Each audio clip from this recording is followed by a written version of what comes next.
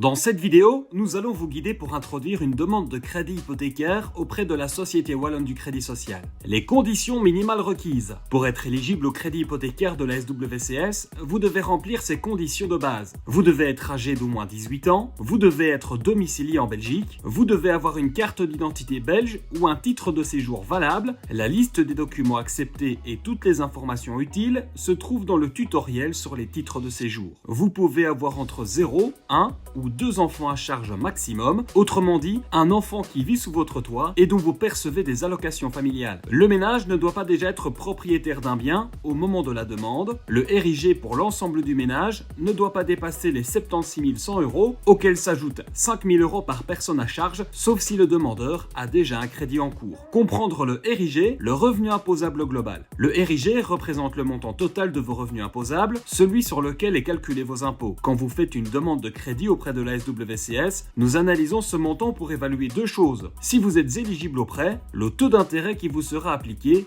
selon votre catégorie de revenus. L'analyse se base sur le RIG d'il y a 2 ans. Par exemple, pour une demande introduite en 2025, la SWCS prendra en compte le RIG de 2023 pour déterminer votre catégorie de revenus. Parlons des revenus. Pour obtenir ce crédit hypothécaire, il est essentiel que votre ménage ait des revenus stables, c'est-à-dire des revenus réguliers et assurés qui garantissent votre capacité de remboursement. En Belgique, cela inclut généralement les revenus salariaux fixes, les pensions ou d'autres sources de revenus régulières. Pour rappel, votre revenu annuel pour l'ensemble du ménage ne doit pas dépasser les 76 100 €. Si vous avez des doutes sur le montant de vos revenus admissibles, consultez la section Acheter sur notre site internet pour plus de détails sur les catégories de revenus et les taux d'intérêt associés.